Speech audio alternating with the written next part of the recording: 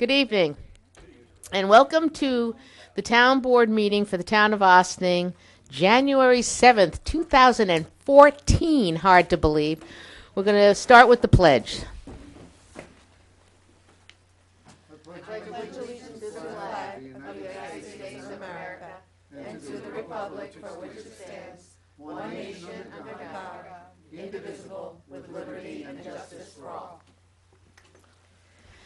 And tonight we're going to start with a special meeting, so Yes. Madam Clerk. Yes.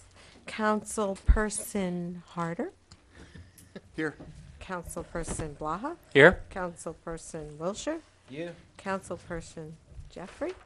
Here. Supervisor Donnelly. Present. Resolution A. Personnel Appointment Assessment Tax Aid. Resolved that the Town Board of the Town of Ossining hereby appoints Blanca Perez Ossining to the full-time provisional probationary position of Assessment Tax Aid effective January 8, 2014 at an annual salary of $41,500. Do I have a motion? So moved. Second. Just to recap, this is a union position. We have CSEA as our union, and it's the starting line of this particular job title. All those in favor? Aye. Opposed? I should say step.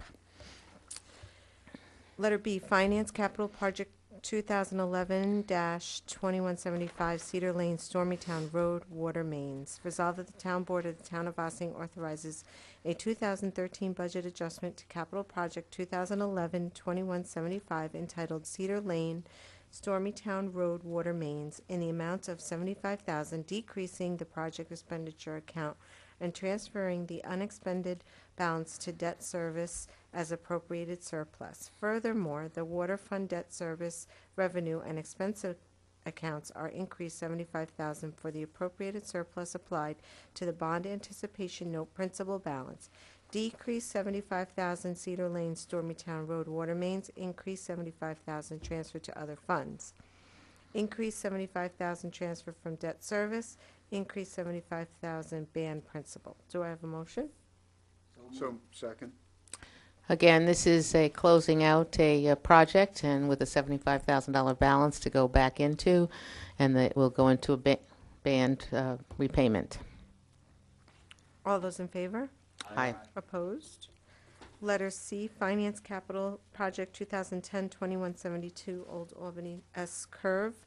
Resolved that the Town Board of the Town of Ossining authorizes a 2013 budget adjustment to Capital Projects 2010-2172 entitled Old Albany S. Curve in the amount of $33,643.79, decreasing the project expenditure account and transferring the unexpended balance to debt service as appropriated surplus. Furthermore, the highway fund debt service revenue and expense accounts are increased $33,643.79 for the appropriated surplus applied to the bond anticipation note principal balance. Decrease $33,643.79 Old Albany S. Curve. Increase $33,643.79 transfer to other funds. Increase $33,643.79 transfer from debt service. Increase $33,643.79 band principal. Do I have a motion? So moved. Again, this is a closing out of a capital project, very successfully accomplished, and we're very happy with it. So, thank you all. All those in favor? Aye. Aye. Opposed? Entertain a motion to adjourn into a regular work session. Do I have a motion? So moved. Second. All those in favor? Aye. Opposed? So now we'll go into our regular work session.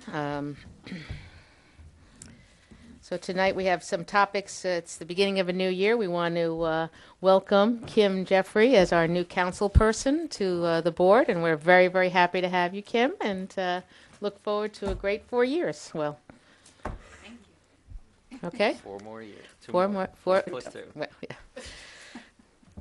She's in for 4 years. So, okay. So we're going to start off tonight with.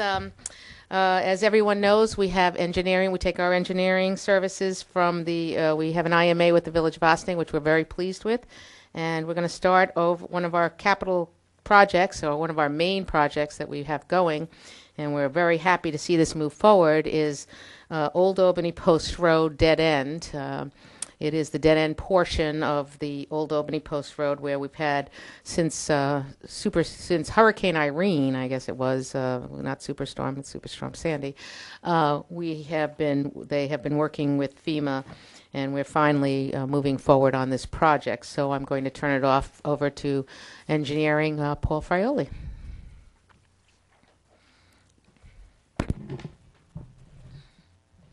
Good evening, Supervisor and Town Board. Can you hear him, Matt? I'm not sure that's up, Paul. Yeah, there we go. Okay. Thank you for having us back. Just a quick recap. At the end of last year, we put out to bid the Old Albany Post Road design for public bidding, and we received the bids back and presented them preliminary to the Supervisor's office, and we embarked on our research with the low bidder. The low bidder, a company named Legacy Valve out of Valhalla, was researched by my office and our retained consultant's office with regard to past performance, bonding capacity, etc. And we're here to make that request for recommendation of award at the next public legislative session next Tuesday evening. If it pleasures the board, I wouldn't mind doing a quick recap to tell you a little Please. bit about what happened between the bid opening and what we look to present Tuesday night. The original FEMA grant which we received for this was for $399,000, and I misspoke. That wasn't the original. The original was for $32,000. You're pretty well versed on the reapplication process, which allowed us to probably within about 6 months' time to up that to $399,000 committed to the project. At that point, we made the decision to go forth with full engineering documents and a contract and all the subsurface investigation work that had to go into actual design documents, because now we had the money to pay for it and a large portion of the construction. Following the bid, the low bid came in at 1.04 plus or minus $1 million, which wasn't unanticipated after the FEMA process, but before the final engineering design, it was determined that we had to change our retaining wall system, which occurs in 10 different areas along Old Albany Post Road.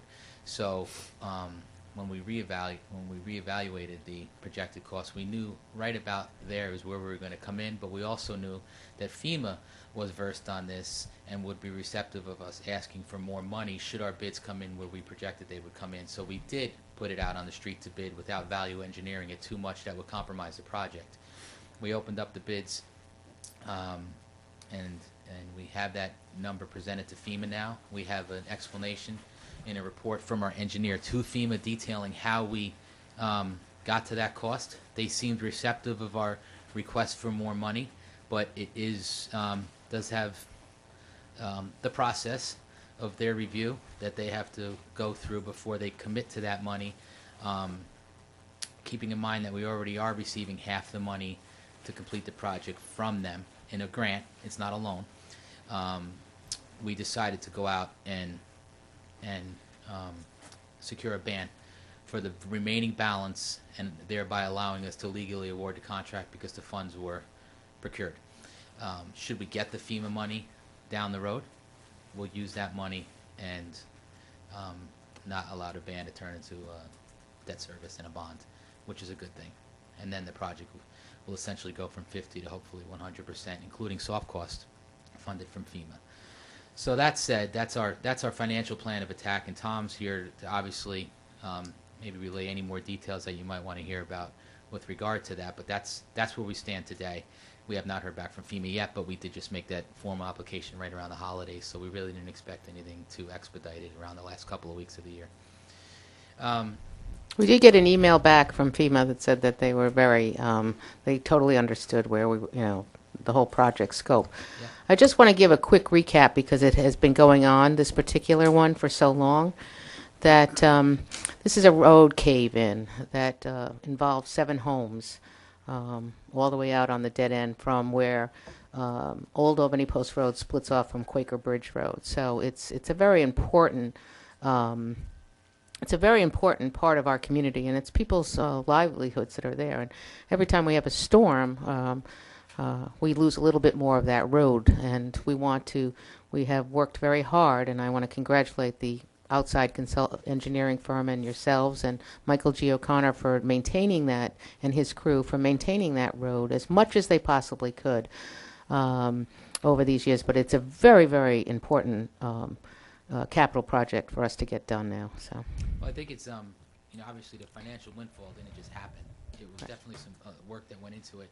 Right. And because you mentioned the money we're putting back into debt service on the original S-Turn project, that was being taken on right around the time when I was coming into the fray for you. And that was funded for $350,000 plus or minus. We ended up bidding and completing that project and then expanding the scope to assist that resident with their drainage issues at their driveway and guardrail, et cetera, for probably half that amount.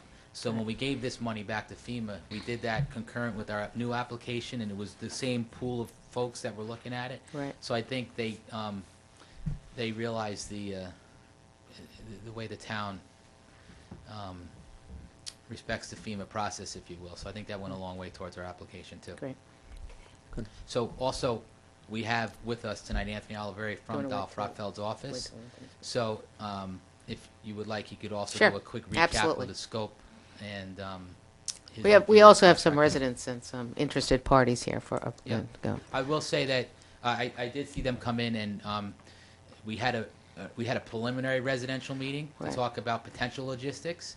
If we get the award next Tuesday night and Right. things go smoothly, we're going to have another residential meeting shortly thereafter with the contractor. We didn't want to do a logistics meeting without the contractor, as we said in the last meeting, and that's why we're really not presenting it tonight. But shortly following the legislative meeting next week, that's what we look to do. And interesting enough, I had a meeting this afternoon with Cablevision, and I asked them to make it a point of going out to Old Albany Post Road, since it is a major capital project of ours, to make sure that they have no double wood, and that's when you have two poles. We learned lots of new words in the last ever since Sandy. So, and make sure they were not the reason that there was double wood out there. And so, because it's very important, because we had literal utility poles being held up by trees at one point, and we've moved past that now. With Con Ed's done an exceptional job out there, replacing their stuff. But now you have Cablevision and Verizon that needs to come out too. So, okay. So, Anthony?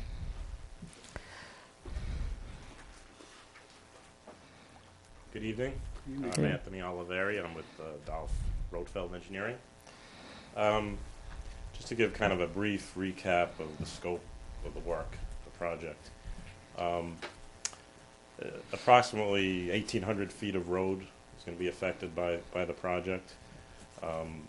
Widening it in some areas, there's some rock outcroppings, stabilizing slopes in some areas on the outside slope.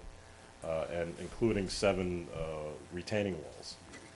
Also guide rail, where necessary. We're going to see if we can maybe save some of the guide rail that is there and maybe recycle some of the pieces. The walls themselves range from 3 to 7 feet in height. In total, it's about 685 feet of wall.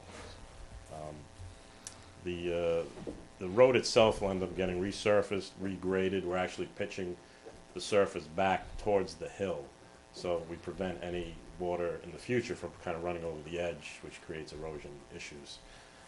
There's also some new drainage, catch basins, and pipe discharges out to the slope with the stabilized discharge riprap.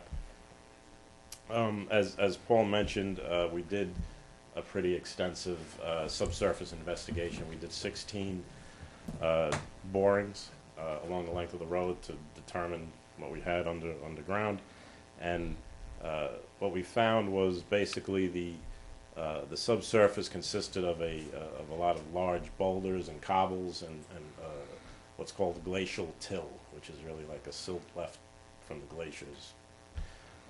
So what that actually did was change the design somewhat. We had initially thought we would drive piles by, pounding piles into the ground. As a result of this, because of the boulders, you really can't do that. The piles get deflected, don't drive in straight, so it required drilling. We ruled out, and we did have a structural engineer, by the way, that we did bring on board that actually did the structural design of the walls. We kind of early on, he ruled out, a typical kind of spread footing wall. Because of the excavation involved. There's really no space out there with the road width, and you'd basically be excavating the entire road out. This type of wall system with piles and panels in between basically allows you to put the piles in along the perimeter and disturb very little of the road. So that was really essential. So we ended up with these retaining walls consisting of soldier piles, which is a drilled caisson, which is filled with concrete and rebar and an H-beam, a steel H-beam that's lowered into it and set. And these are about 8 feet on center. And spanning these piles are concrete planks. Okay, so that if you can envision that, and that would be the wall, essentially comprise the retaining wall. And like I said, these will go from 3 feet to 7 feet. I think there's only one wall section that actually gets up to 7 feet. So that's essentially the scope of the work. Paul mentioned 5 bids were received. The low bid was about $1,040,000, I think it was. Legacy Valve, we've worked with them before, actually, and we were able to recommend them for award. We worked with them on 3 projects recently: Larchmont, Sleepy Hollow, and at the Westchester County Treatment Plant in Yonkers. We also met with him, the owner, Jeff Cassidy, with our structural engineer just to discuss, how he was going to attack the project. And he seemed to have everything figured out, and our structural engineer was satisfied. He actually has his own equipment, drilling equipment, which allowed him to bid this lower, significantly lower than some of the other bidders. So we were satisfied with his presentation, and we were able to give that recommendation. I brought some drawings if you want to look at those. Or Well, why don't we see if there's any questions with the board, Yeah, and then yeah. Councilwoman? Yeah. I was trying to. Yeah. Is that on? Hi. I was trying to follow the numbers. I actually followed a lot of the description. So we bid it for 32 first, and then 399. No. So Paul, that's why I was trying to follow the numbers. But I wanted to, We only bid the project once. That was this last time around. I'm sorry, not bid, to FEMA. Okay. The town had made application to FEMA prior to me coming on board, I guess in conjunction with that other S-turn project that we referenced earlier. And basically what FEMA awarded was money to do miscellaneous patchwork on the road where the road was sloughing off, if you will, and just do some bituminous patchwork and regrading. It wasn't really defined. It was just a very generic FEMA application in the rush of FEMA applications that got sent in during that storm. There were a lot of them. So I think they just threw a little money at it, and that's where we stood. Some of that money was picked away for certain soft costs associated with the actual application process. And then when we came back, we were already working with FEMA on other projects in the village, and that S-turn project we looked to resurrect. So they were already on board to come out and revisit and entertain a revised scope based on a request for reconsideration. We said, look, it's more than just pavement being compromised on the edges. It was caused by the storm because of sheet flow, excessive rains, and erosion during the storm, and drainage failure during the storm. And we proved that. It's a we ask, they say, we ask, they say. We went back and forth like 3 or 4 times, and that was the end result, was the $399. The $399 was not even a full they weren't fully receptive of everything we asked for. I think we asked at that time, I think it was for like 600,000 or 700,000, maybe more. And they gave us $399. They essentially took a little more than half and said, how's that? And we said, that's great, because it was great. And it also funded what we thought was the original design, and it was also 10 times what we had. So we didn't want to look the gift horse in the mouth. And then it was good to hear that they entertained to come back to us if your design tells us otherwise, because they were there for the whole process. They came out like 5 or 6 times. I just wanted to make it clear that this was a long process of many people that are sitting in this room and that are not here, of walking that road many, many times with neighbors and yeah, it's was many times in cold weather, hot weather, any kind of weather that we could get FEMA down here. We walked the road with them. So You know, in the scheme of things, knock on wood, that something happens before we commence with work in a couple of weeks, hopefully. But, it's been like that for a long time, that road. So to wait another 8 months to receive, hopefully, full funding for a project that's $1 million, I think is definitely the being responsible, financially speaking. So so FEMA said 399, but we're still going back to them because they asked the back That forth. money's in hand. We have And a then- contract with them for $399, which we've already picked from for soft cost, i.e. Okay. the design, et cetera. And then, forgive me for taking Sure. you through this slowly. That's all right. And then we've bid it out. We have the bid. We've chosen, or we think we've chosen who we want. It's Yes. about $1.4 million. no, $1,040,000. So 1,000,000. Okay.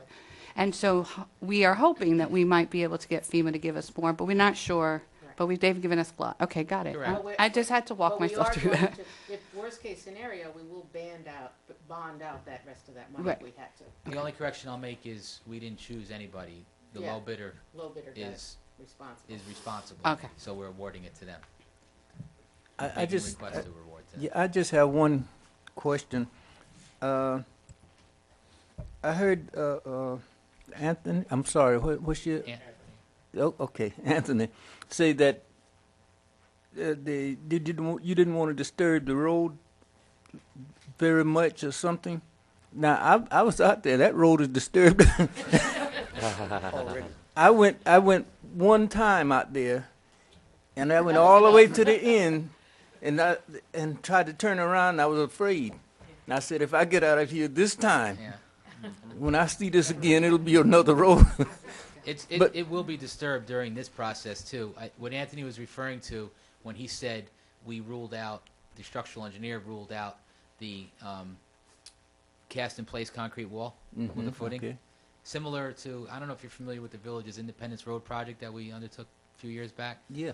The whole road had to be excavated because you have to cut it back. When he said disturb the road, we literally would have had to shut the road down for an extended period because the entire road would have to have been excavated to install the footing necessary to put that wall in place.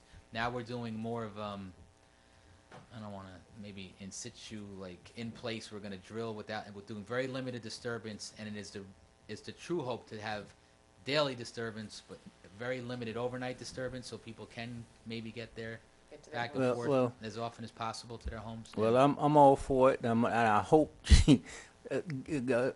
God's blessing doing it, because that's scary. Yeah. I don't like heights, first of all, and then I look down at that, and it's falling in, and I'm looking. Oh, jeez.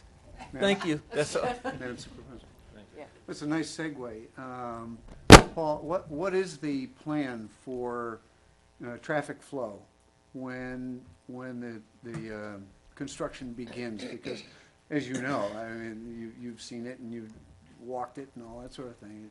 It can be very narrow, Yeah. or almost wide enough for two cars. I mean, Yeah. kind of like this. Even now, yeah. Yeah. Or even when it was in its Yeah. perfect state, probably when it was constructed originally, it was narrow for that. I'll do some broad brush again, because without the contractor, we don't want to make too many Sure. logistic commitments. Well, that's why they're going to have the meetings. So, Just an idea. it is a luxury of being a municipality and having the village and town recreation superintendent be on both sides of the fence.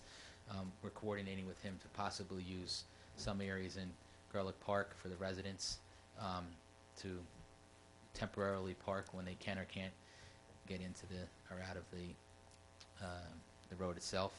The contractor, we had a mandatory walkthrough, so the contractor is well versed on the logistics of that job. And there's really two traffic flows that we have to consider. We have to consider Michael G's operations for sanitation and general Department of Public Works access. Deliveries, Yes. all and- that kind yeah, of thing, sure. right. And then the resident themselves. So, you know, it's going to probably put some restrictions, and it's probably built into the price too, because we told the contractor this is what you're going to have to work around. So there's going to be some restrictions in the morning. You know, probably going to have to figure out once we sit down with all the residents, this is when you have to be out, this is when you can come back in, and in between, this is how you're going to get to there. We're going to do things for them to help their garbage flow be picked up routinely, their And mail. mail. We might have to do temporary mailboxes. We have to coordinate that with the Postmaster General. So all those things are documented and will be addressed Mhm. to the residents' satisfaction for sure. Not that there won't be any inconveniences, but Oh, the end Of course. result is the end result. sure. Let Eric just speak.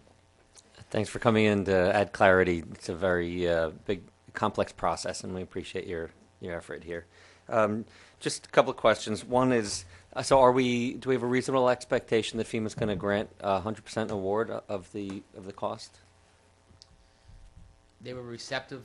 We spoke to them verbally. We don't want to talk too soon or anything. So, and Is does this a toss the dice deal? does filing a ban or making it known that we are, bidding out the project no matter what, whether they do or don't give the money, does that in any way impact their criteria for whether or not they issue No. a grant? No. No, it does not. They really do it on the merit of the project itself, and it was truly a storm-caused project. That they don't say, oh, well, you have the money already, Osting, so why are you asking us? They don't do that, Okay, as far Good as we know. question. All right. But, thank you.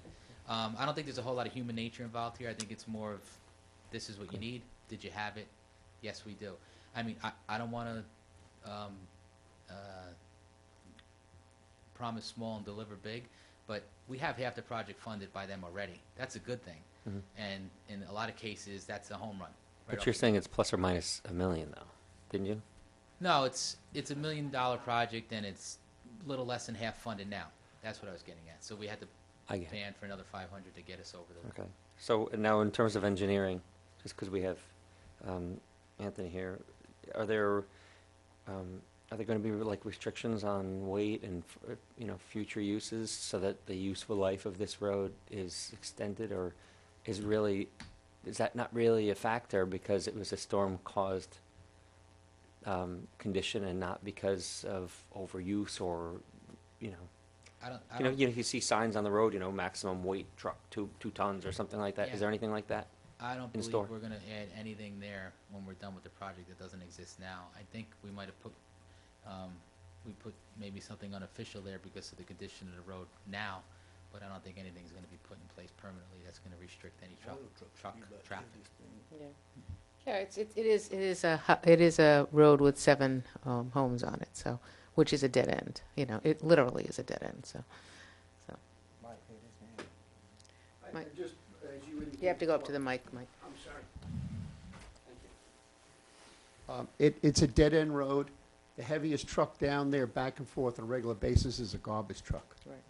So that's it. They Is that- get, yeah. that little mail truck comes down and deliveries of fuel oil and stuff. But the biggest truck that goes on that road is the garbage truck. Thank you, sir. Thanks, Michael. Brian, did you want to make a? Absolutely. You have to talk to the mic, though. Brian actually lives on the road. Well, thank you. I'm Brian Botuello, and I'm one of the residents of the road. And I first of all want to thank the board again for all of your work on this. It's just been incredible watching this process, and we really appreciate it. Originally, we thought that we might be abandoned out there, and I really, really appreciate it. I just wanted to mention, especially for the newer board member, that we have a very active community. We all know each other, and our road is closed normally about a week a year because of snowfall and tree falls.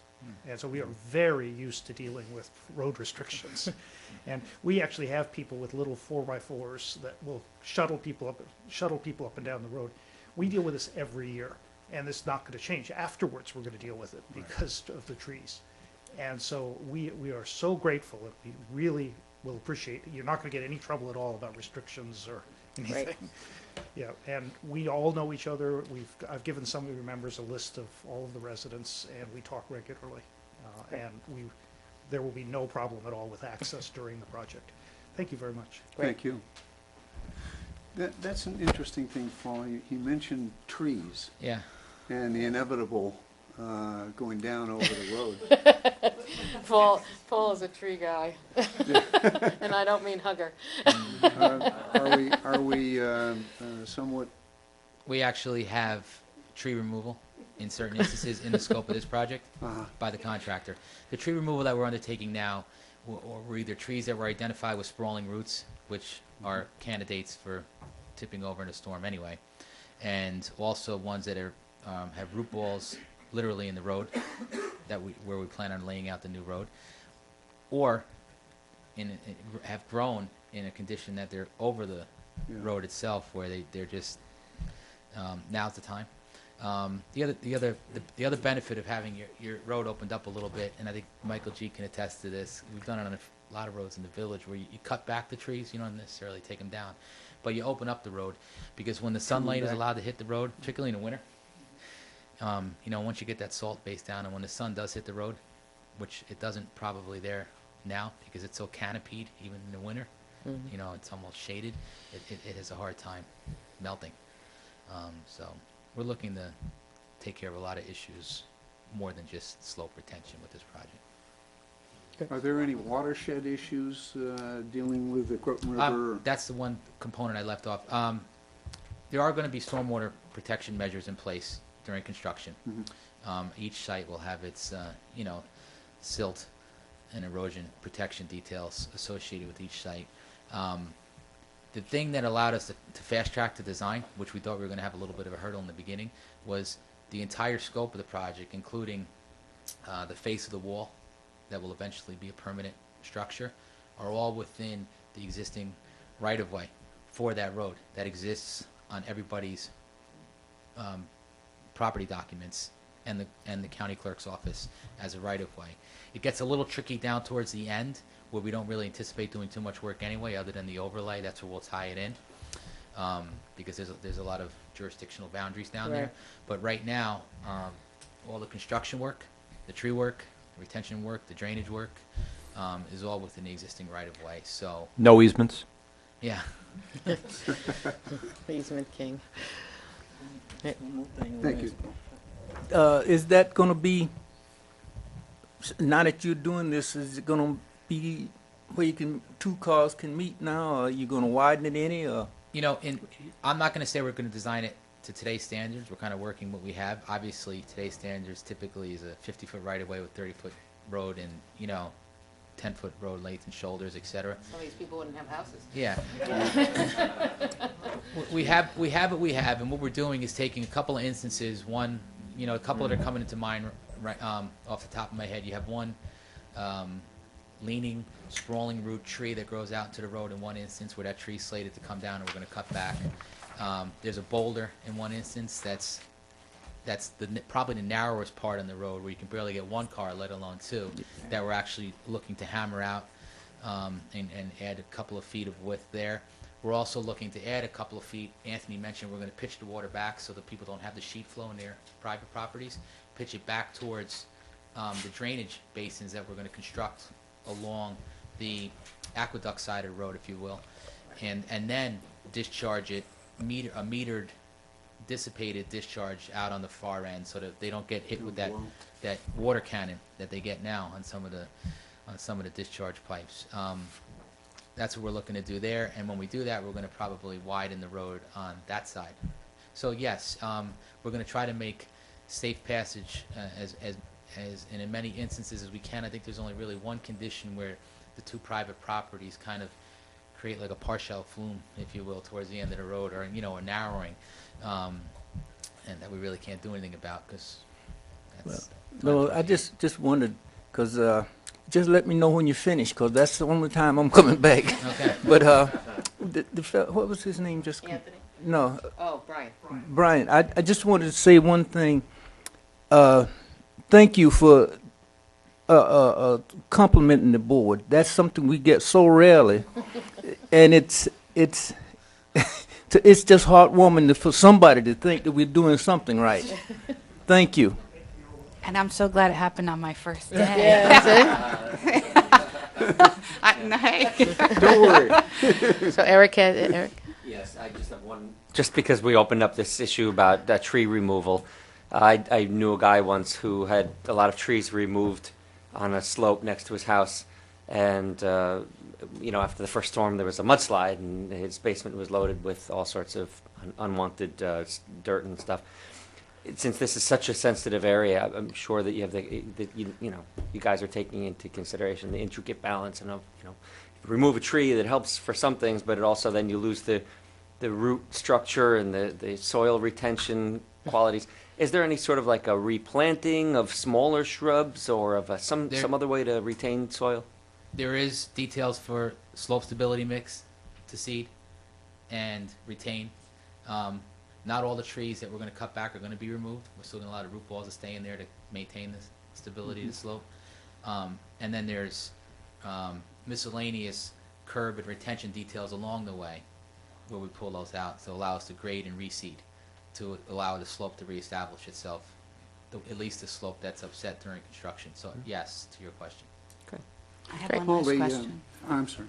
No? Go ahead. The construction of the walls, you said there are 7 walls, I believe?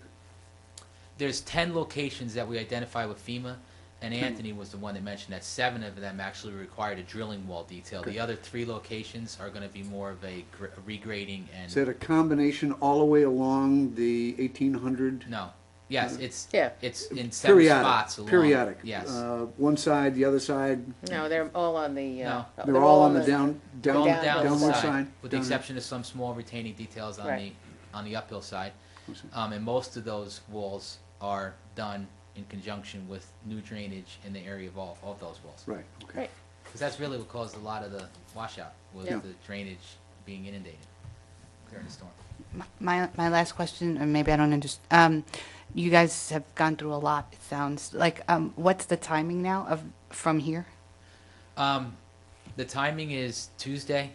Next Tuesday, we hope to get your recommendation we'll make recommendation and your vote to award. Then there's probably it's pretty expedited in the town. There's a pre-contract execution process that we'll go through in my office that includes securing bonding and insurances and workman's comp documentation for the contractor that's recommended, and we'll get from the contractor 3 executed contracts. We'll turn them over for legal review and execution by the supervisor, and then we will issue, and that probably, I'm going to say that's going to take about 2 to 3 weeks from Tuesday. And then we'll issue at that point, when we hand him his version of the executed contract, a 10-day notice to proceed, where he contractually has 10 days to start. And then we will, there's no liquidated damages, no consecutive calendar days, there's only estimated time of construction. At that point, we'll get a schedule from him. But right now, we're looking to allow him to start now, when the leaves are down, because he could do a lot of the tree work and a lot of the rock removal now.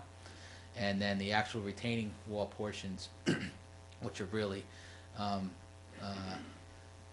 going to be too restrictive based on soil conditions, because it is drilling. So, we don't know what play the frost is going to have in it. But I don't think that's going to be an issue by the time we start, because I think you're going to really be heavy into construction during early spring. So we'll deal with the rain. And you have to deal with the weather, and this is an unusually Yeah. harsh winter we're going through. And one thing We Anthony hope mentioned. we hope it's over after this one, but we know it won't be. One thing that didn't come up, but I'll interject it here, is we did bid it through the holidays because we hope to start it very early in this year. Right. So we're going to be right in the cusp of, violating that ability for him to withdraw his bid after 30 days. That's in every municipal contract. Right. But he's already verbally told us, don't worry, I'm not going to withdraw my bid. Wasn't going to start now anyway. But we're still going to get something in writing from him that says I'm going to extend it until the end of January, my bid, hold it true to the end of January. This gives us the time to make the award to him and still have him contractually obligated to hold that price. Great. Versus coming to us and saying, well, you gave it to me 30 days late, I want another Yeah. $100,000, which he cannot do once he If I sends it. may, Madam Supervisor, I'm very proud of the way this has all come down. Communication with the residents, communication and work with our highway folks and your folks in the village. It's a wonderful thing to see, and this is how IMAs are supposed to work. Exactly. So I congratulate everyone who's involved with the project, and we'll be watching it all the way along, for sure. Thank you for that. And I don't want to say this tongue in cheek, but this is kind of the easy part. No, The construction is, yep. Well, thank you, and it has been, yes, Tom? Did you want to speak? Oh, on this topic? Okay, more than welcome, come on up.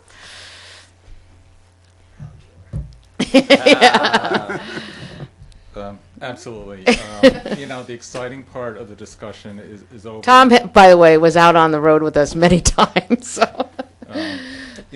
Now it's, talk about the bookkeeping and the financing of this project. Right. And I did want to talk about this specifically because next Tuesday night, in addition to the bid award resolution, we're also going to present 2 additional resolutions to correspond with this project. One is to modify the capital project budget, and the second is to offer an additional bond resolution for additional financing. So I did want to talk about that, and I did want to go back to and talk about the fact and remind the board that back in March, a bond resolution was adopted for $500,000. At the time we came to you, we thought that that was a reasonable cost of the project, and we had the $399,000 commitment from FEMA at that time, and we had advised the board that the bond was primarily a cash flow tool, and that the way the bond resolution was written was that dollar for dollar, the amount of the FEMA money received was going to be used to reduce that $500,000, so that potentially the amount of the bond would eventually just be $101,000. Right.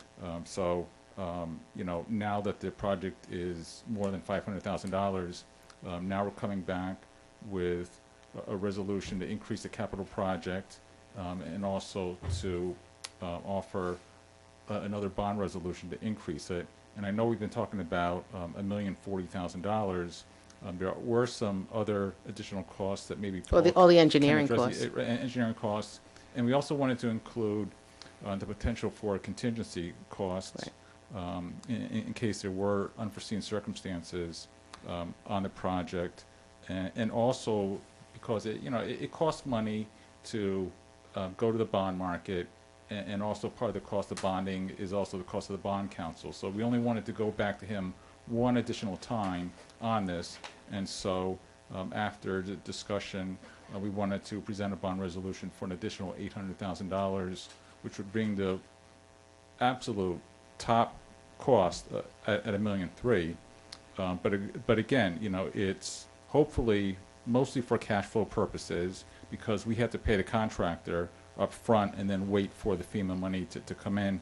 And again, the bond resolution is going to be worded that is going to be reduced by the total amount of FEMA aid received, and also We're gonna start with a ban, though, right? right. It's going to be a bond anticipation note, Right. which is a 1-year note. Right. And then, at the end of the project, when all the costs are known and the total amount of the FEMA amount is known, then if any additional amount needs to be bonded for long term, at that time we would issue a serial bond. And due to the nature of the project, it has a 15-year life. So the clock actually started ticking back in March. So Okay. if this project takes a year to complete, we're going to be close to the end of 2 years on a project. Although probably, I think realistically, we're talking about maybe it'll be done during the 2014 year. Okay, so it'll be a year and a half. Right. And so we'll have 13 and a half years remaining to pay on the bond. But In the 2014 budget, we did set aside some monies anyway for the potential, for the actual, to start actually paying back the bond anticipation note that was actually issued. So we are starting to make bond payments already Okay. on the notes. This can get very, very complicated when you start looking at this. But so in essence, just to recap what Tom just said, which you said it very eloquently, by the way, we're going to raise the capital project of this from $500,000 to $1.3 million as the worst case scenario. That's to give us a cushion, because you always need a cushion. That takes care of the engineering costs. It takes care of the construction costs and everything.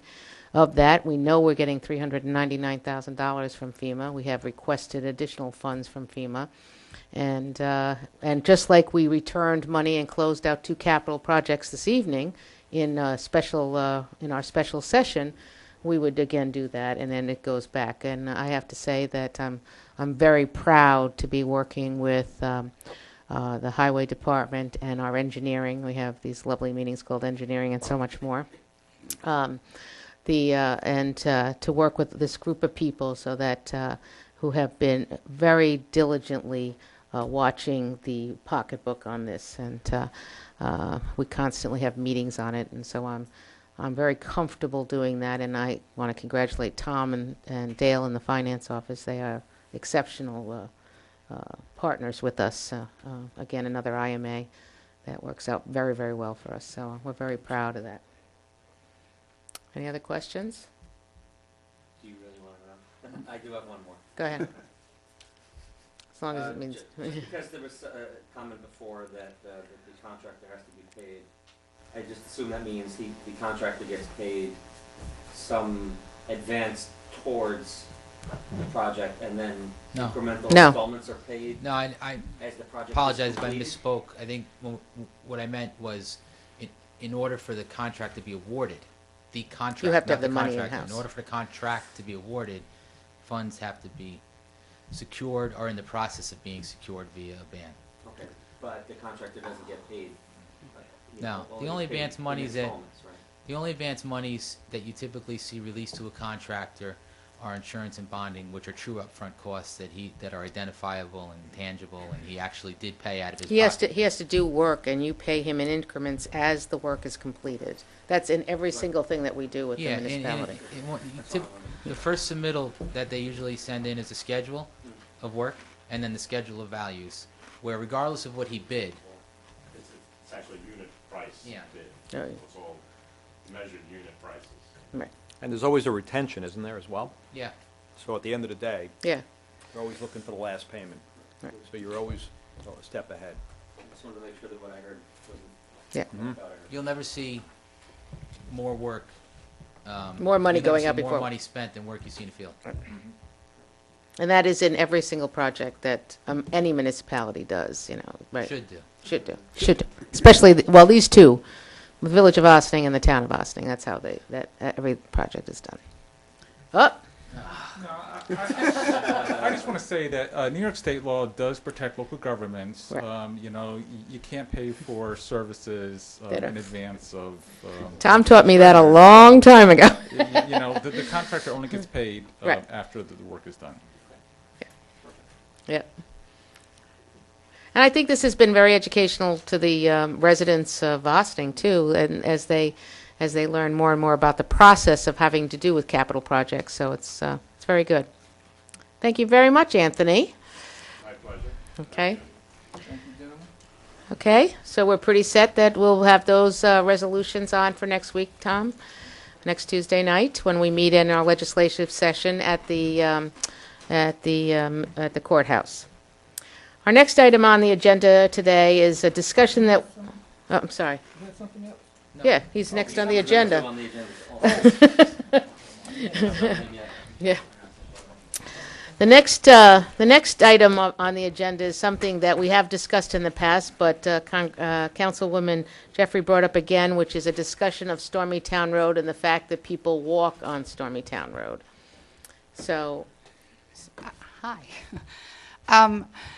I have noticed over the past couple of years maybe that I drive on Stormy Town Road every day. almost every day, every weekday. And I noticed that people walk along that road. At first, it was a particular gentleman. I only saw one person. It seemed intermittent, and now I've noticed over the past probably year that there are more people who are walking around along that road. The issue with that is we are well versed in knowing that we don't have a whole lot of sidewalks in a lot of our village and town. Especially in the unincorporated area. Especially the unincorporated. And while most of the time these individuals will walk on the side facing traffic as people would do, the other day what made me bring this to somebody, up is that a female was walking on the side not facing traffic. A truck was coming towards me and came into my lane, and I almost had a head-on truck collision with my kids in the car. So while I had noted that it seemed fairly dangerous before, this seemed a little bit more dangerous. And I just wondered, where are the people coming from? Why is it happening? And then further, I can't possibly know what we can do about it, but I'm just afraid that we're going to have a tragic situation. Okay, so one of the things is that we do know where most of the people are walking to and from. It's one of the buildings in Executive Boulevard. The company is a scientific company. They bring their employees in from other countries, and they house them while they're getting established. We have spoken to them real briefly, because when Paul goes over to you,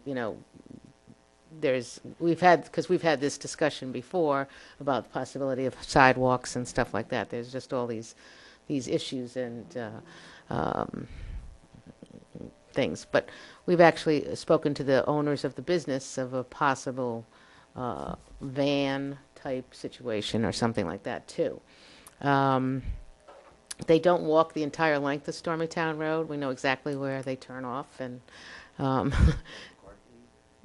it's not McCarthy. It's before then. It's back at over towards White Birch and stuff like that. And again, sometimes it's difficult to realize where one road goes up and it meets another road and stuff like that.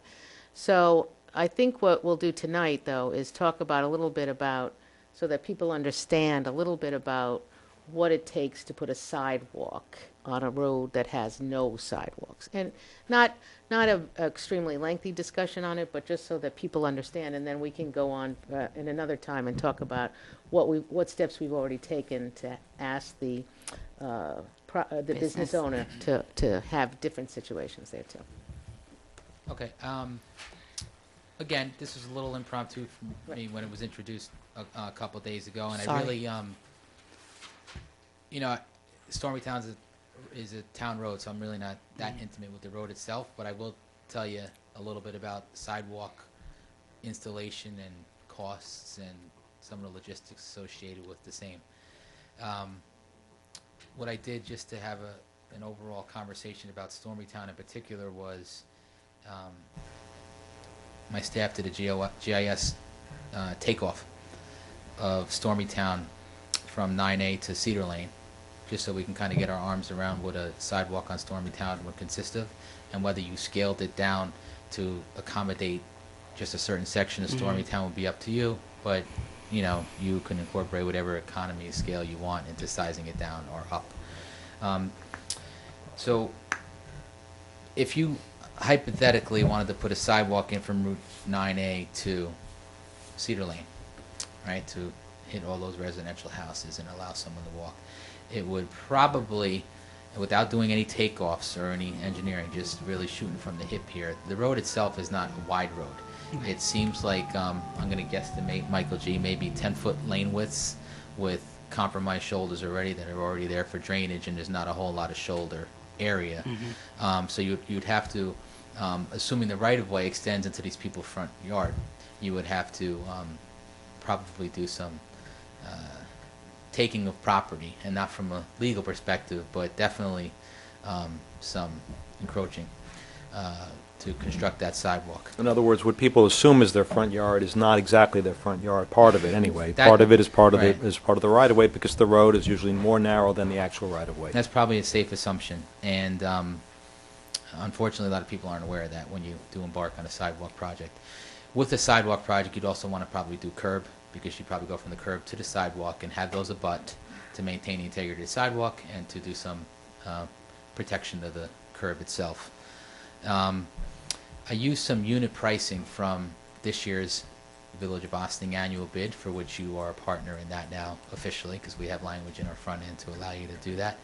And between the 4-inch concrete sidewalks at 4 feet wide that we would probably install if you undertook a capital project like that, 6-inch concrete aprons, where you would want to put that in at every threshold to every driveway, because you want to thicken the sidewalk up a little bit for the cars that would be driving over it.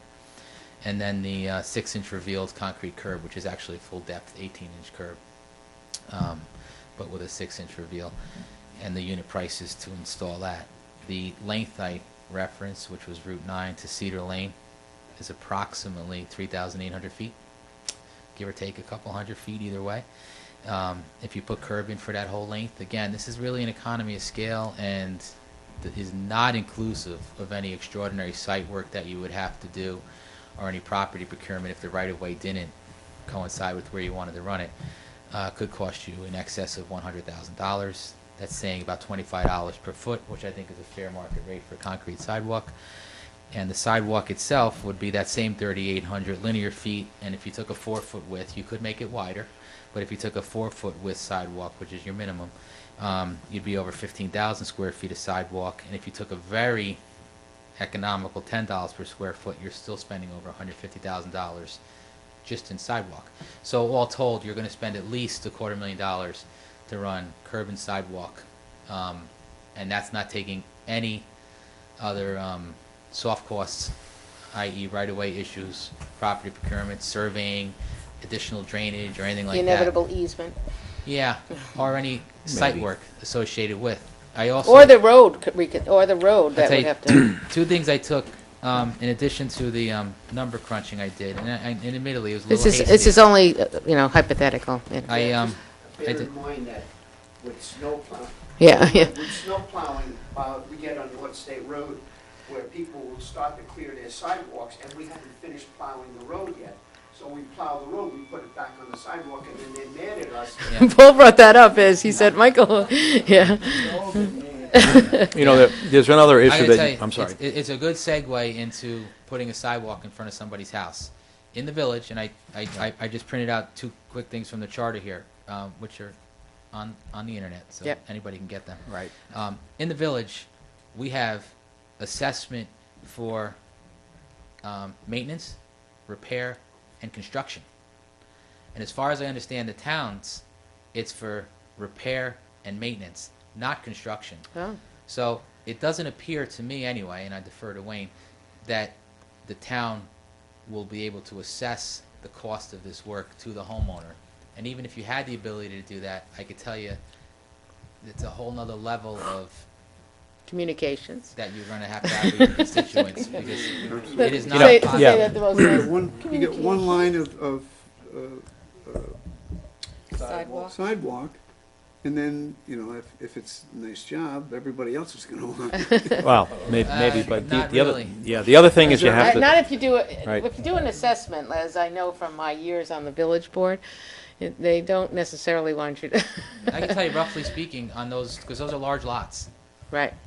You're probably anywhere between $300 and $5,500 per lot to put that sidewalk in front of your house. And then you're going to, at that point also, you have another issue to deal with, which is clearing the sidewalk, maintaining it, and, most likely, by law, establishing an obligation on the part of the homeowners to do that, which, some people may not. When too you happy about. when you look at that, you want to make your community a more walkable community and everything, and what you need is more sidewalks and if you look at how the unincorporated area is, it would just be such a unbelievable process to do that.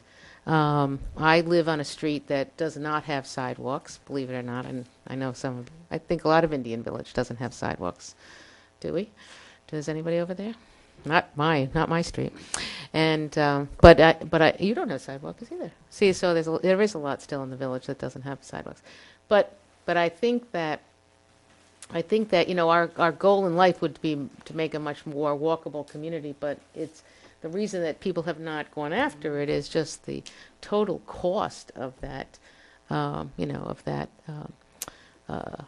whole project. That was one of the reasons that I was not for the changing of the bus system for the kids, because on the unincorporated area they would have to cross forget about everything else. They would have to cross 9, but they would be walking down 133 and 134 to make it easy for the street numbers without sidewalks.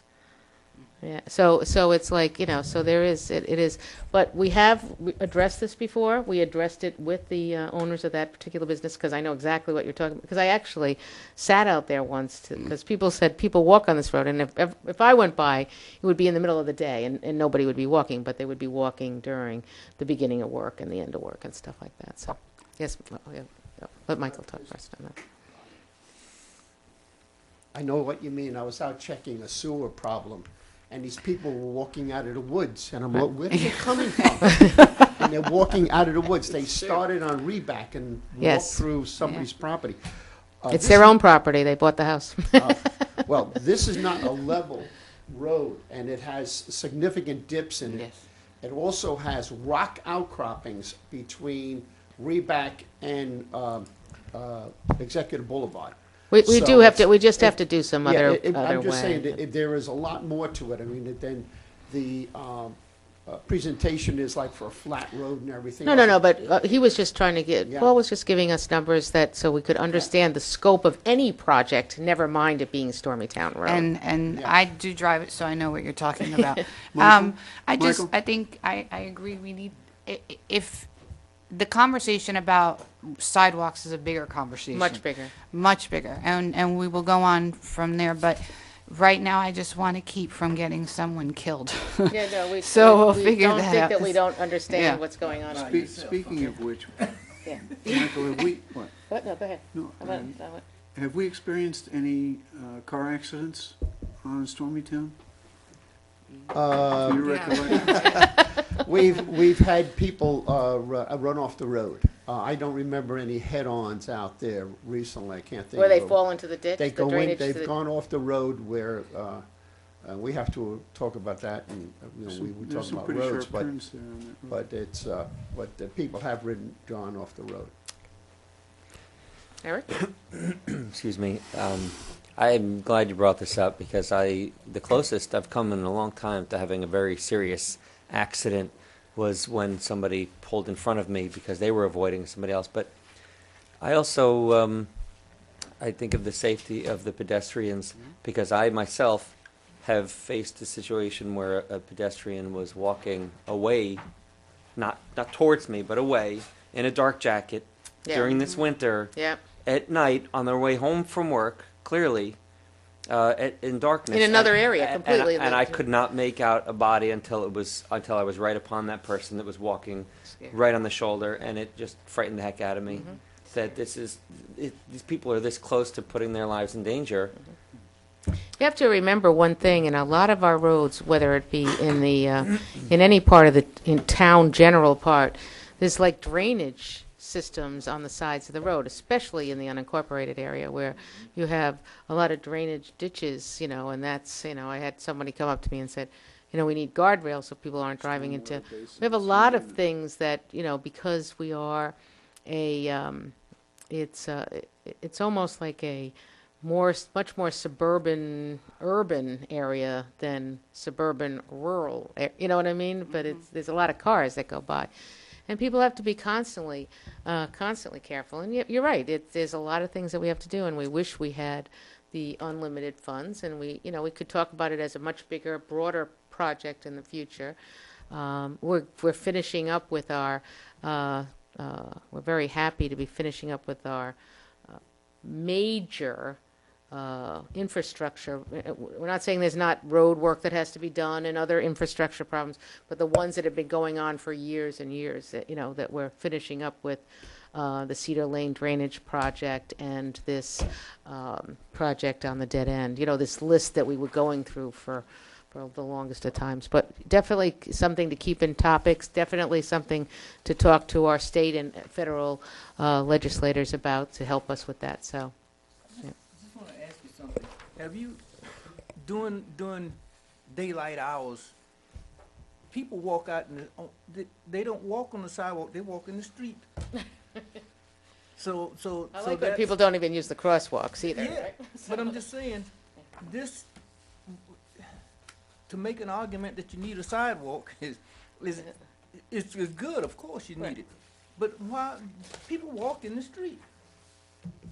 And why they would do that, and I see people, they'll push their little carriages out with the babies in them. Oh, I know. Okay, And if you have, he is right. He's right. He's right. Okay, so thank you for that information, but that was Thank just you. the start of a discussion, and we'll continue on in other times. Okay, so we asked Paul to hang out one more time, so that with Michael too. Michael, you want to stay, because we're going to talk a little bit about procurement policy and New York State contracts and the new rules and regulations, so that we have a better understanding, and then, Hi, Tom. Hello again. Next week at the organizational meeting, one of the things that's on the agenda is adoption of the town's procurement policy. So I did want to come and address the board about some of the changes that have been taking place in state law over the past couple of years. Generally, any purchase contract greater than $10,000 or public works contract, which includes labor over $20,000, statewide, for years and years and years, that was a threshold, was that any contracts over those thresholds had to be competitively bid, but that more recently, and it's probably been at least 10 years now, the state legislation has required local governments to actually adopt a written procurement policy to provide guidance to the department heads and the officials for procuring items under those competitive bidding threshold limits. And so the town does have a procurement policy that's adopted that generally requires anything over $1,000 requires 3 price quotes. And there's also exceptions in the procurement policy when bidding is not required, such as buying under state or county contract. Also emergency purchases, sole source items, and some other exceptions that are allowed under the law. As I mentioned, the thresholds have been the same for decades, but only recently, back in 2010, the state legislature authorized the competitive bidding thresholds to be increased on purchase contracts from $10,000 to $20,000, and for public work contracts from $20,000 to $35,000. This is one instance that the town actually did take advantage of that. Last year, the threshold for a public works contract was increased to $30,000. The town did not opt to make any change on the purchase contract, left it at $10,000. Part of the reason that the state legislature authorized these increases was to provide a measure of mandate relief for local governments in recognition of the fact that prices have been increasing, but yet the thresholds had been staying the same at $10,000 and $20,000. Also, another change enacted by the legislature in 2012 expands the authority for piggybacking on municipal contracts. Previously, local governments were allowed to purchase under the county contract in which they resided in, or I believe an adjoining contract, like in this case, an adjoining county, like Rockland County and Putnam County. So that was the area of county contracts that you could purchase under. There's also other exceptions, such as what the village does now with the bidding of services that they do extend to the town and to the school Oh, district. the annual bidders? The annual bidders. And also, years ago, Town of Yorktown used to jointly bid purchase of police cars for local governments. They stopped doing that for probably about 10 years now. Generally, police cars are now available under state contract.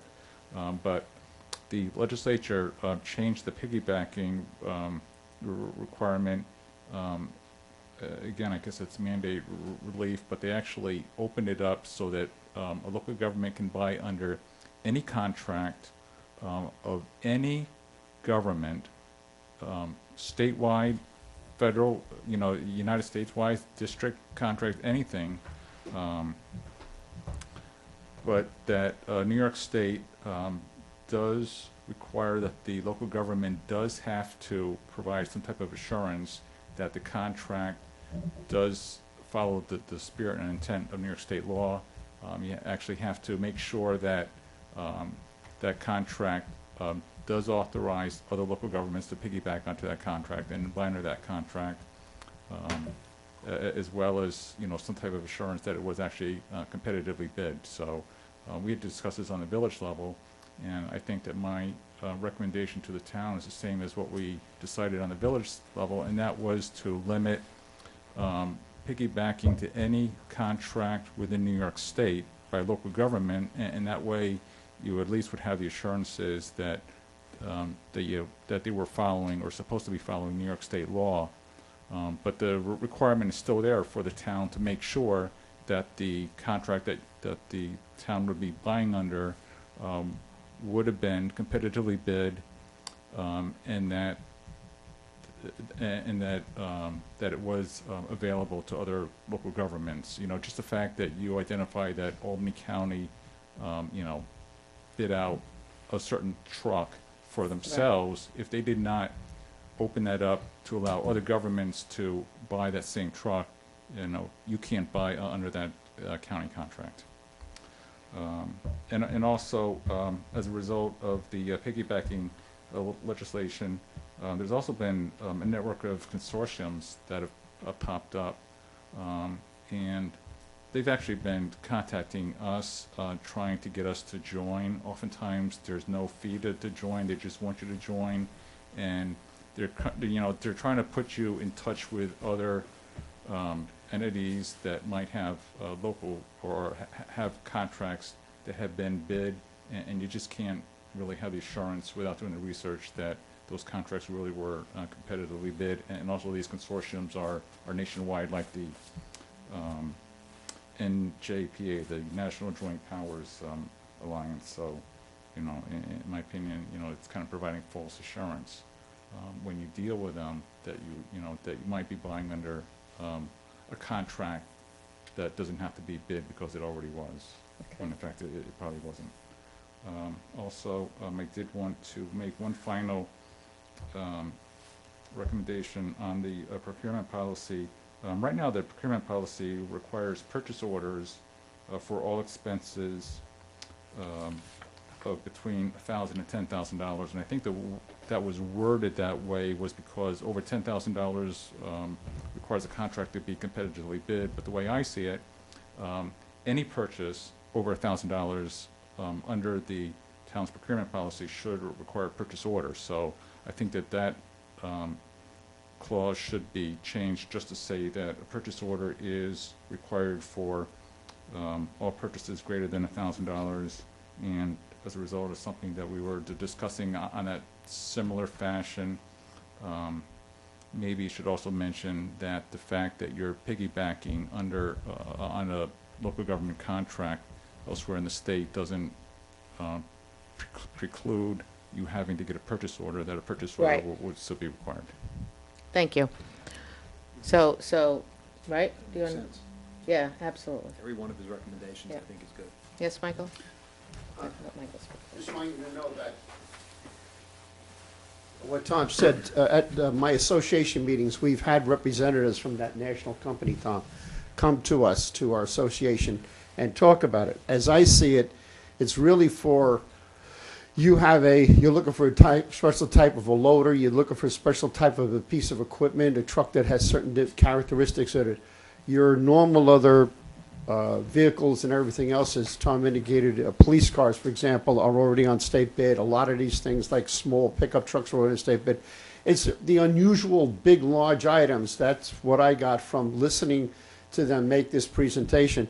And how it works is that the consortium will work with the, let's say it was Tulsa, Oklahoma, who put out the bid and did it, and they will actually, for bringing people to use their legwork, everything that they did to go through all the ramifications of putting out an RFP or bid process, that they get something in return, that this national thing gets something back, and that whoever is the company paying the bid, they pay that little fee, not you. I like the idea of those staying within New York State. Oh, I have Because New York State, we know that you're supposed to follow certain state rules and regulations. That's another thing, too, that in the clause in that, they indicated to us that we have to find out whether or not Tulsa, Oklahoma followed Right. the So things you have all that- this other legwork you're doing instead of just going out to bid for something, Right. you know? So if you stay Yeah. with New York State, you probably avoid all that.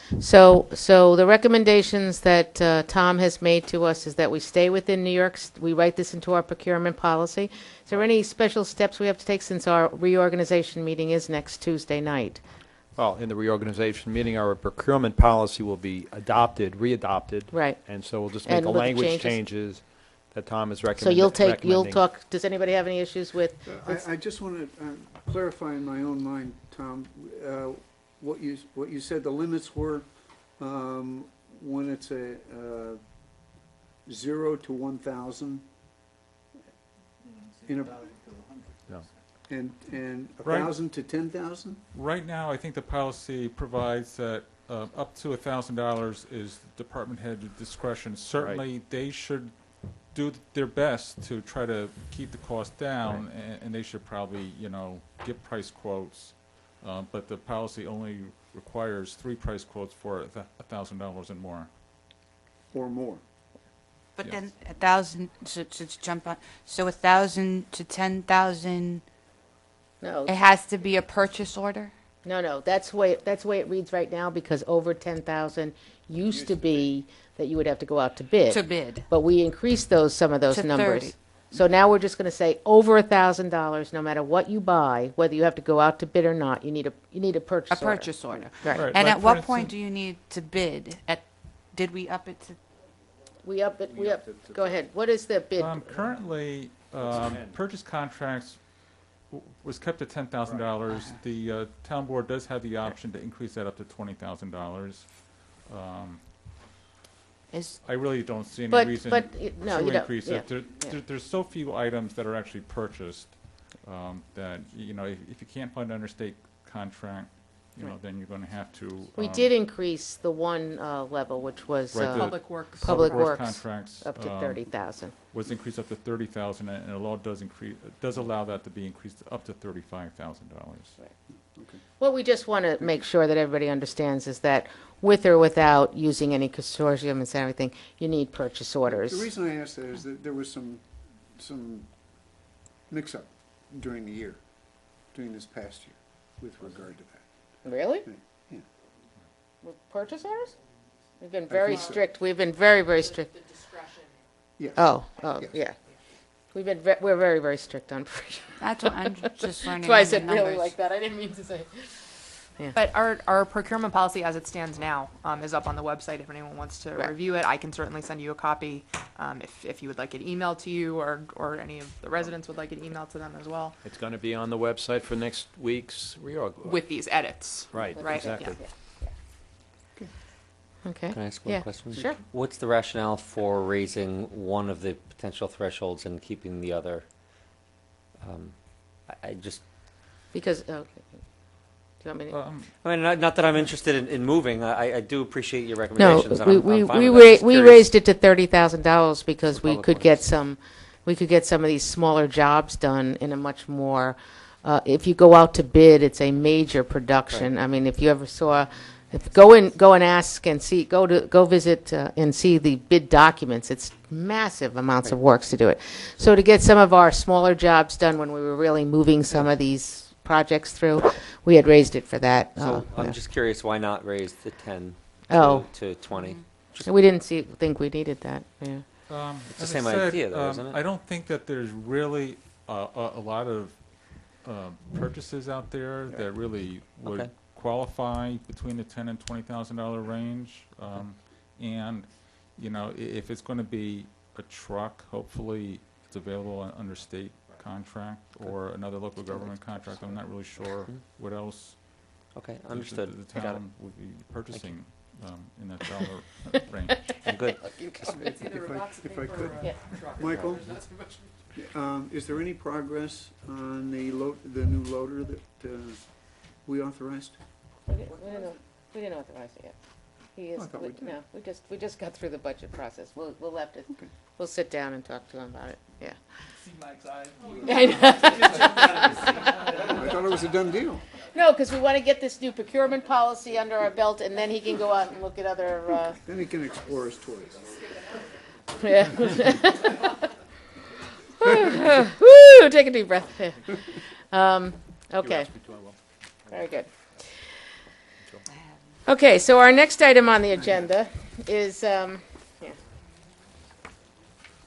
Thank you for staying for that. Is in order to take. Tom and I spent some time with a.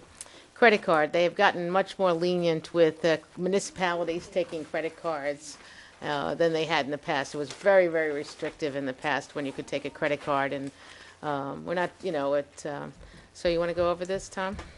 Yes, and. Thank you, Michael. I just want to comment, what I handed out was to replace the pages that were in the memo that specifically said village. These two documents that they gave us for the village and the town were very close in terms of the first two pages. The third page that actually had the pricing was different for the town than from the village, so I wanted you to actually know that this company actually did prepare a proposal for the town as well.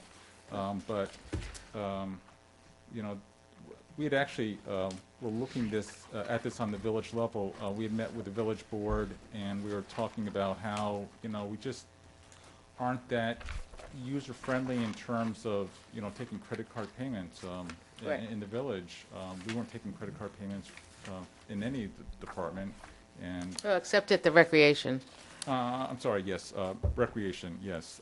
And that's been going on for many years, and that was through the software Right. company that the registration is done on.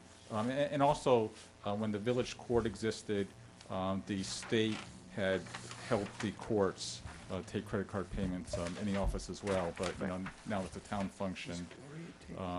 And on the town level, the town tax receiver does accept Right. credit card payments for payment of taxes. So, this is a case where, I think the village was trying to catch up to the town and trying to be more user-friendly. We get a lot of requests upstairs in the finance department for people wanting to use credit cards to pay their water bill, for instance, Right. and their tax bill. So we've been looking at this, and state contract does have different contracts.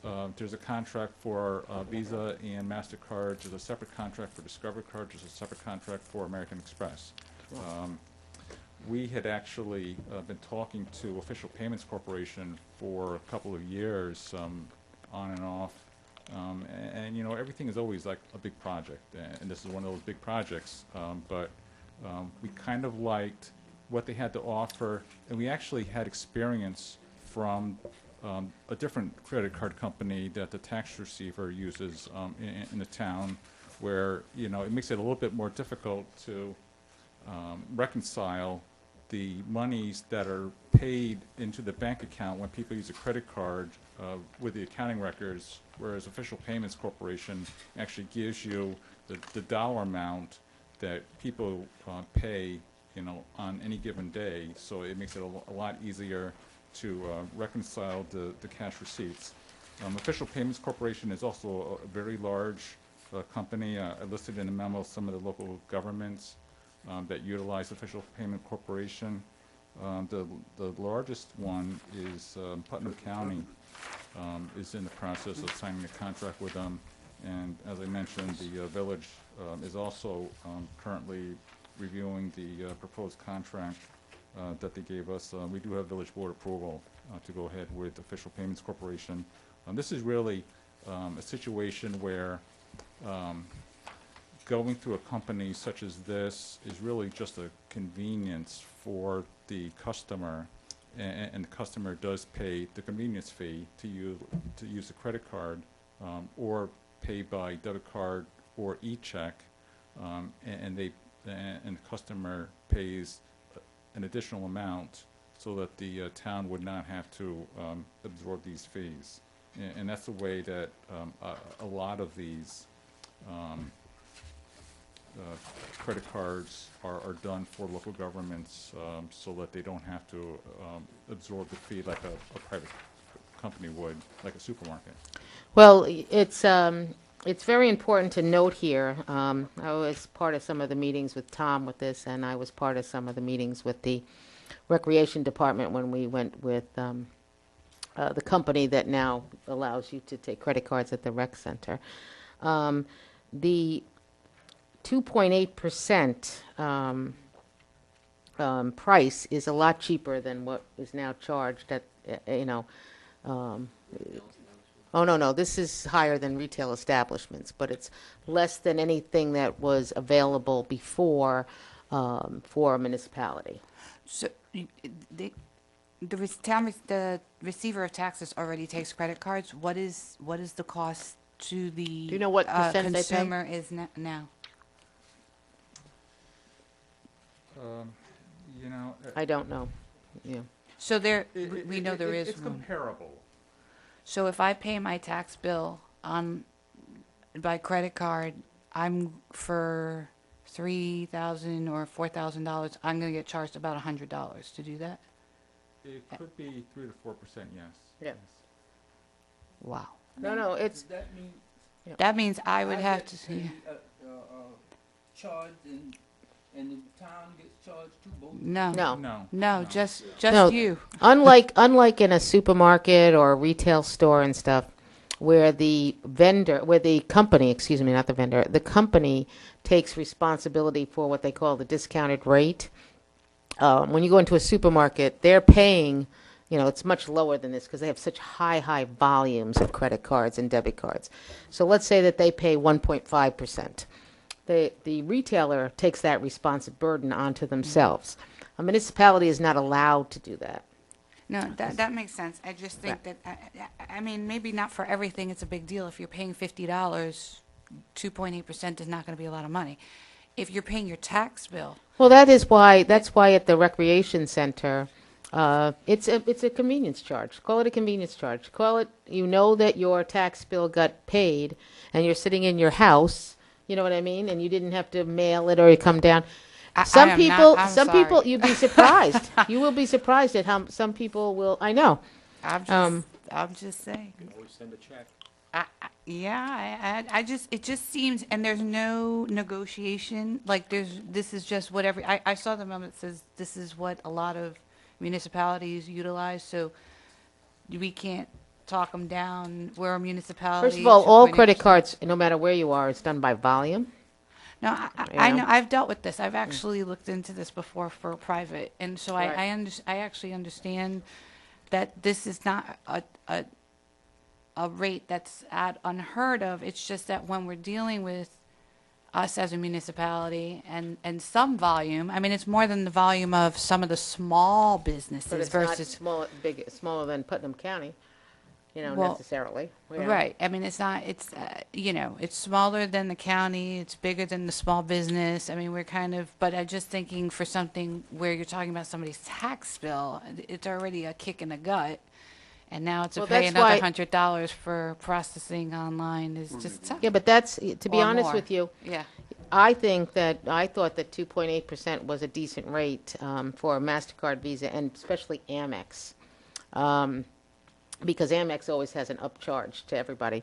But I believe that, and I could be wrong, but we can get you the numbers, but I believe at the recreation, using the company that they're using right now, they're paying close to 3.5%. The resident pays it to have that convenience charge. But it's on a lower scale, so it doesn't, I mean, how much is a recreation fee?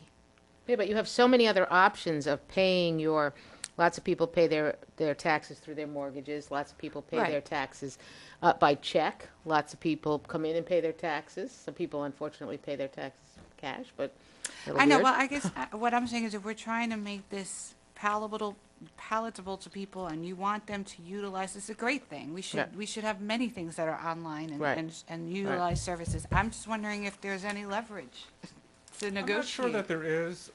You know, I view official payments as the middle person between the customer and They're the MasterCard, processor. They're what's Visa, called the processor. MasterCard, Visa, and American Express. You know, I think it's those companies that establish the percentage fee, and they actually, official payments had actually surveyed us to try to get a range as to like Right. what the dollar threshold and what the volume potentially could be.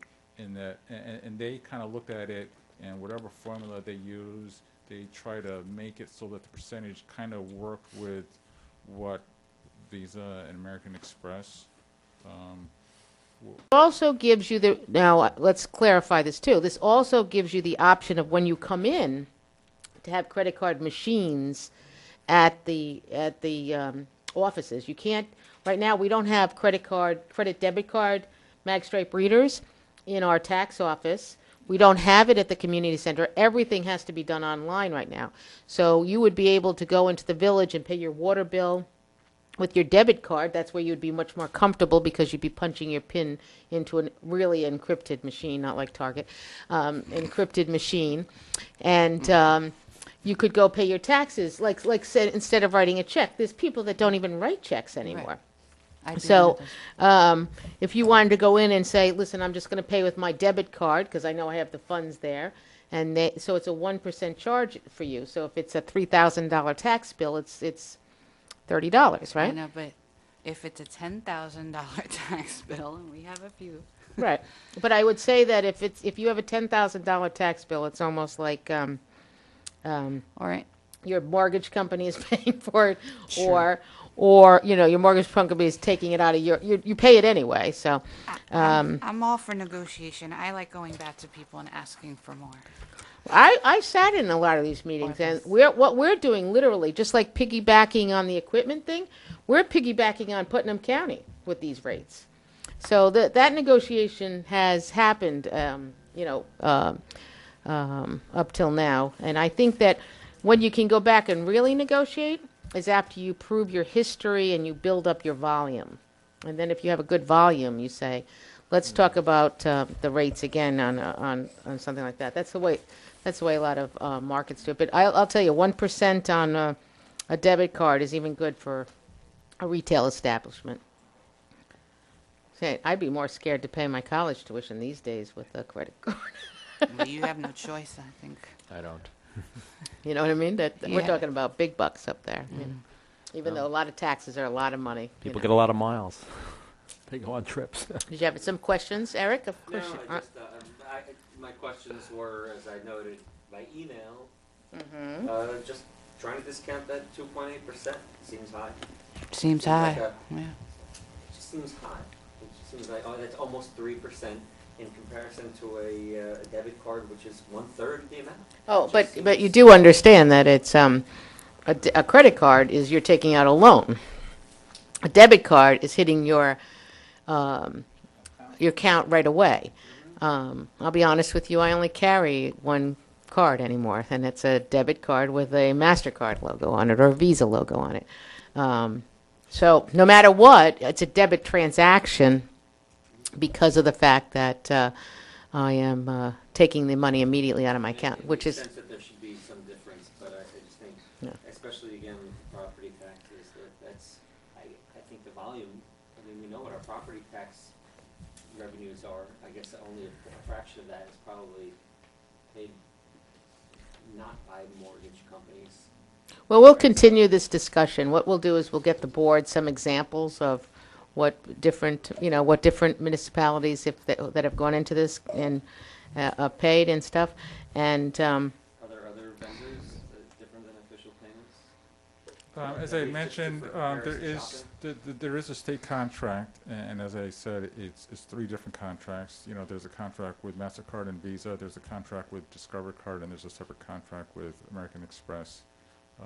but it's with official payments. They're the state. They're the state. The state contracts are not with official payments. Okay. Separate. This is where we were, piggybacking off the Putnam County contract, and also the perception that it's also a professional service. We had, I had looked at, and I have to admit this was months ago when I was first working on this. I did look at the New York State contract prices, which was comparable, and the other option is the company that actually is used by the tax receiver, which actually do, I think, have that company name.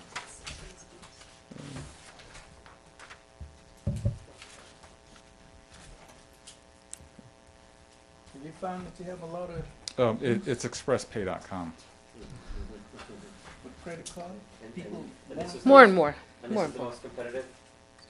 Actually, debit. Official payments is more, I'm not sure that it's really like most competitive. To me, it was like, looking at the entire package, and the big deal for us, especially on the village side, was reconciling our cash receipts with the money that's hitting our bank account.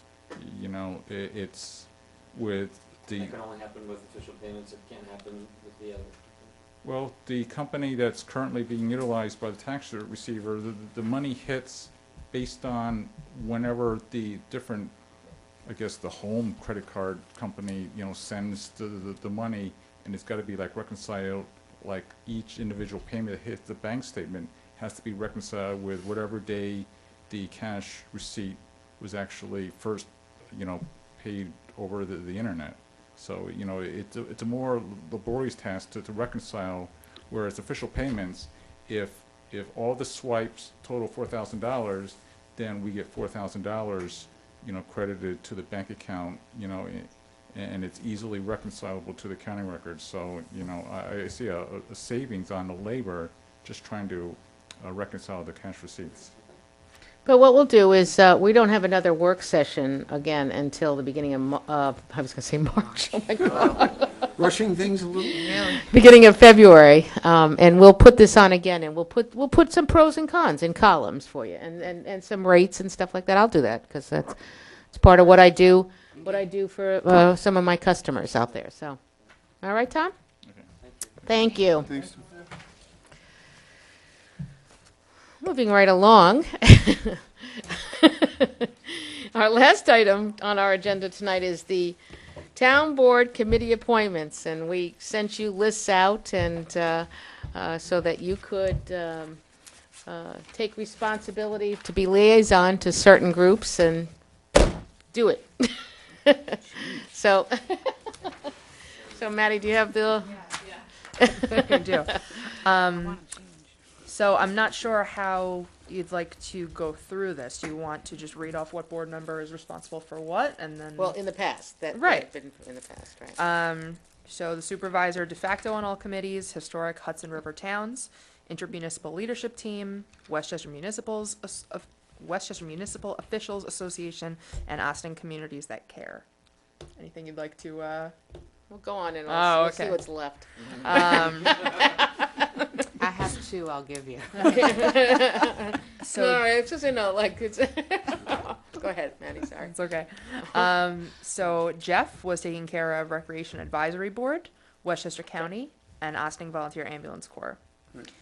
Eric was taking care of the IMA Committee, Austin and Briarcliff School Districts, as the liaison to Village of Austin Water Department, liaison to Highway Department, and liaison to T-Town Lake Reservation. Okay, Peter Does he need to be was responsible does he need to for, be announced as deputy No, next week. next week? For Green Ossining Committee, man. Ossining and Briarcliff Manor Chambers of Commerce, Ossining Historical Society, and Ossining and Briarcliff Manor Fire Departments. And and Northern was responsible for Can you- IFCA, Ossining Boat and Canoe Club, and New York State. I want to trade. And we have the business development committee. Right, and we have a new addition, which is going to be the Business Development Committee that we need a town board liaison for. Now, Kim had showed interest to that, and she is she's in the area, so did you want to do business development? Because you I sat would. through some of the meetings today. I would. We had some initially. Sold. What does he take? What did he take? No, I just. Oh. Eric said I want more. I like Just- mine, I'll take more. How about the fire I department? want to. No, Oh. I don't mind the fire department. Okay. I want to trade. What do you trade? I want a This is- horse trade. The key is that you take groups that you'll go to. It's this is not a contrary to anything that anybody ever told you.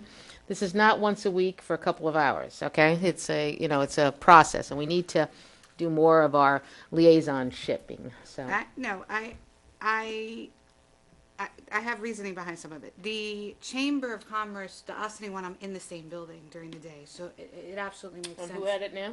Peter. Peter. So I'm Oh, happy. so- I'm happy okay, to keep okay. it I thought because so. it makes sense, and I actually know. And if some you're of going to do the business development group, that's Right. part of that whole thing too. So that makes sense. I don't mind doing the fire department Okay. unless somebody else wanted it, but I am happy to do that. I would say that I'm involved with the school a lot, and I know you have the school, so I don't know whether that's you know. co-liaison? Because I like the schools too. Well, Because you both have Fight, kids. fight, fight, You fight. both have kids in the schools. That's the Yeah. big positive thing about it. I, too. It is, that's a very good thing. Yeah. Co-liaison. Done. How'd that happen? One of you better be at the meetings. Well, that's how we'll do it. Okay. So I you know, What I don't did you know. have on I your don't know the Green Ossining. I don't know the Historical Society. So much. I don't know how that works, and I'm not sure. What historical? Yeah, and Green. I mean, Green Ossining is our Earth Day group, and it's our environmental group. Works a lot with the EAC. Let's see. Historical Society is, Peter had that as well. Yeah. And it's a relatively simple issue. They involve themselves. Speaking of historical, I'm not sure how the stores Go are. to the attorney today. okay. We're trying to get the documentation. So what else did you want to get? Did you want to join? I like it all. Does anyone have Green. any new ideas the that they green? wanna? Because your kids will come on Green Ossining with me. Yeah. That's a lot of meetings and Green stuff. committee, we handle lots of money, right? No, Yeah. green, like No, I don't mind. like those trees. Like you go and say, "What trees are you cutting down, young man?" No, I don't mind the green. I like the green people. All right, so. Oh, so now are you co on the green? No, I I'm don't know. not go Let's on the just green. stick with what I got. He'll stick with what he has, I guess. Wait. What? So are you keeping Green Ossining? I'll keep Green Ossining. Okay.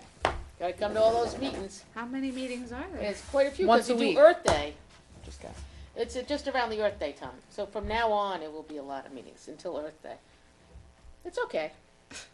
It's okay. It's people Jeff, you know. Northern, you guys all set?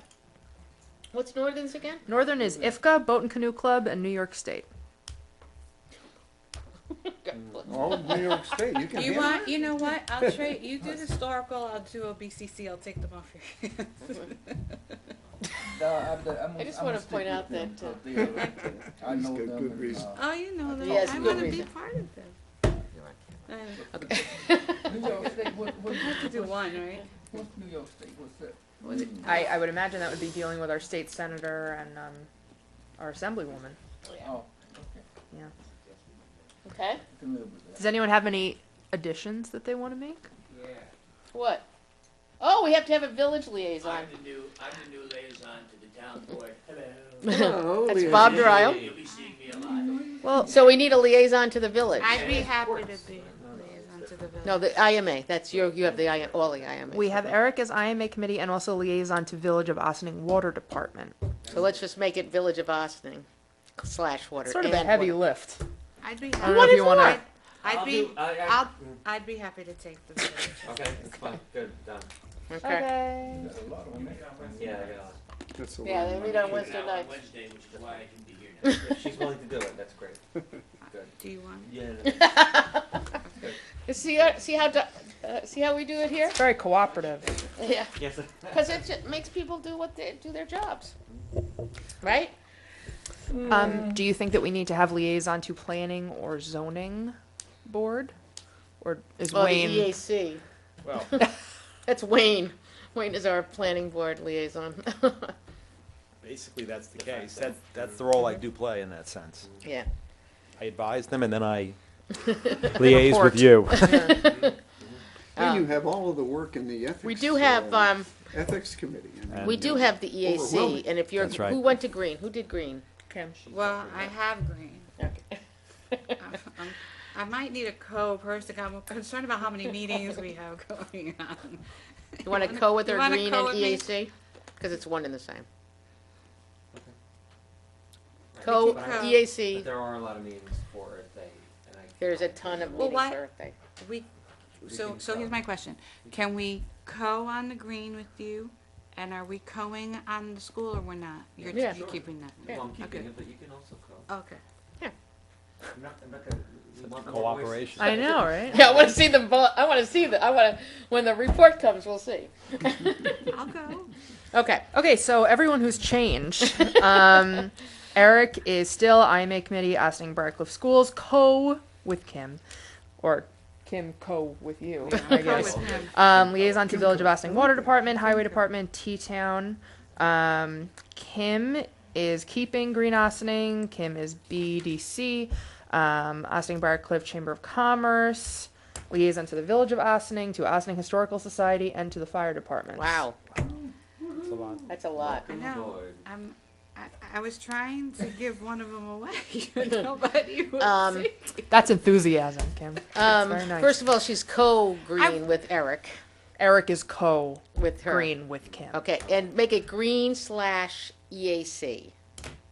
Because we have a much more active EAC in the town, Right, then in the green. and that, And you green know, is more village. yeah. No, green is more town. I would like to say I was enthusiastic. I took on things. Okay. The only thing that, and then understand, it's a totally different relationship when you're the liaison with the fire department with the village, because it's our IMAs with the two of them, so. It's not so hands-on all the time. Okay? Well, that was easy, wasn't it? We don't need it. We don't need anything for Dale Cemetery. Ooh. I mean, usually Mr. Peter would Mr. jump Jeff, up. Jeff, is that you volunteering That would be, to look at Jeff. Dale and Jeff- Sparta? Well, somebody's got to do it. Yeah. Well, then you should take the historical too, because it's all historical. It is. It all is historical. Barcliff. Oh. Yeah, we should have a liaison to Barcliff Manor too, since they are our other village. I'd be happy to do that. I would. Okay. You're gonna get Kim a rolly suitcase. with two little seats in it for her two children. I'm happy. There we go. Okay. Okay. All right. That's a task. All right. So very good. So that's our meeting for this evening. We will be adjourning into executive session, very short, very tiny one, on personnel.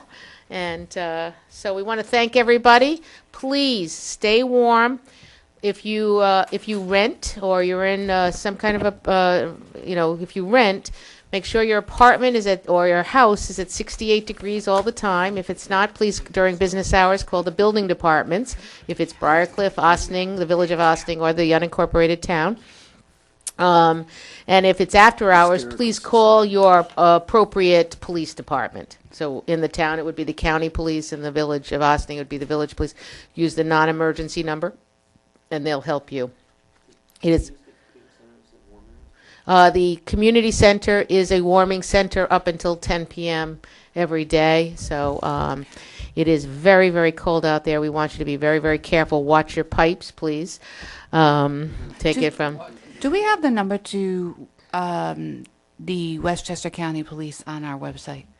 Because it's actually not simple to actually get their What- non-emergency number. We still have the same number for them. We added because of all the changes happening in the building. We had to Right. do like a roundabout sort of way.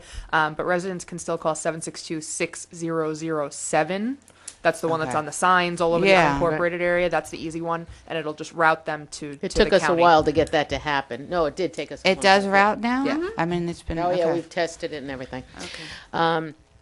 So we want to make sure everybody stays safe in this weather.